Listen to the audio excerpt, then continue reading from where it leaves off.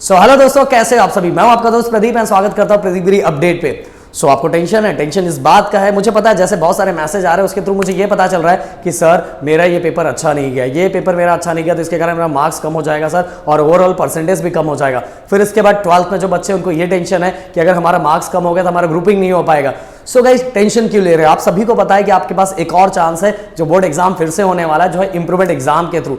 और एक चीज के बारे में डिटेल में दूसरे वीडियो में बताऊंगा, जिसमें मैं बताऊंगा अगर कोई स्टूडेंट किसी सब्जेक्ट में फेल हो जाता है, इंप्रूवमेंट एग्जाम क्यों होता है ये तो मैं आपको बताता हूं, बट अगर कोई सब्जेक्ट में फेल हो जाता है तो उसके लिए क्या करना पड़ेगा, कैसे करना पड़ेगा, ये अगर आपको चाहिए तो मैं नेक्स्ट वीडियो में आपको बता सकता हूं। सो गाइस, चलो सबसे पहले देखते हैं इंप्रूवमेंट एग्जाम का मतलब क्या है। सो गाइस, इंप्रूवमेंट एग्जाम में जैसे मान लो आपका जो आप 10th में हो या 12th में हो, आपका रिजल्ट है, आप रिजल्ट में पास हो, जो रिजल्ट आया तो आपके जो रिजल्ट में शो हो रहा है कि आप पास हो, बट आपका जो सब्जेक्ट में मार्क्स है ना वो बहुत कम दिखाई दे रहा है और परसेंटेज में मार्क्स बहुत कम दिखाई दे रहा है। तो आपका ये टारगेट है कि नहीं सर, मुझे क्या करना है, अपने मार्क्स को इंप्रूव करना है। तो इसीलिए उस मार्क्स को इंप्रूव करने के लिए इंप्रूवमेंट एग्जाम स्टूडेंट देते हैं। गाइस ध्यान से सुनना, आपको पेपर में, आपके एग्जाम में, आपके रिजल्ट में पास हुए रहोगे तो आप दोगे इंप्रूवमेंट एग्जाम अपने मार्क्स को इंप्रूव करने के। सो गाइस, अब दूसरी बात, इंप्रूवमेंट एग्जाम कितनी बार दे सकते हैं? तो इंप्रूवमेंट एग्जाम गाइस साल में 2 बार दे सकते हैं। एक अभी मिलेगा आपको और एक मिलेगा नेक्स्ट ईयर, वो होगा मई में, यह समथिंग मई जून के आसपास मिलेगा। देन इसके बाद गाइस, इंप्रूवमेंट एग्जाम में कितने सब्जेक्ट? तो इंप्रूवमेंट एग्जाम में गाइस सभी के सभी ऑल सब्जेक्ट का आपको पूरे का पूरा फिर से पेपर देना पड़ता है। सभी जितने हैं A to Z सभी का आपको फिर से पेपर देना पड़ता है। ऐसा नहीं कि आप 1-2 का दे सकते हो, ऐसा नहीं, पूरे के पूरे का सबको आपको पेपर देना पड़ता है। देन इसके बाद इंप्रूवमेंट एग्जाम कब है?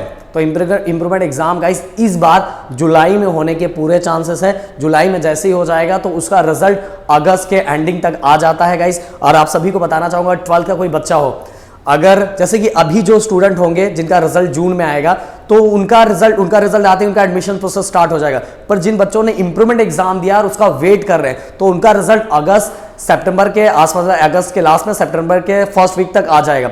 फिर उस टाइम तक जो बच्चों ने एग्जाम दिया रहेगा, इनका कैप राउंड चलता रहेगा। जो 12th के बच्चे कैप राउंड चलता रहेगा, तो उस समय जो कैप राउंड का जो भी राउंड चलेगा, 3rd राउंड 4th राउंड जो चलेगा, उस राउंड के थ्रू ये बच्चों का उस टाइम एडमिशन होगा गाइस। ओके, तो आपको ऐसा टेंशन नहीं है कि अगर मैंने इंप्रूवमेंट एग्जाम दिया तो मेरा एडमिशन नहीं हो पाएगा, ऐसा कुछ नहीं। हाँ, अगर आप 12th में हो, आपकी ग्रुपिंग प्रॉपर हो पा रही है, तो मैं आपको यही सजेस्ट करूंगा कि आप इंप्रूवमेंट एग्जाम देने मत जाओ, नहीं तो बहुत डिले होगा और आपको लास्ट मतलब राउंड होता है उसको वही मिलता है चांस, लास्ट राउंड होता है, स्पेशल चांस मिलता है, वो मिलता है। बट अगर आपका ग्रुपिंग हो गया तो 1st, 2nd, 3rd राउंड भरते जाओ ना, अच्छा एडमिशन कहीं ना कहीं हो जाएगा।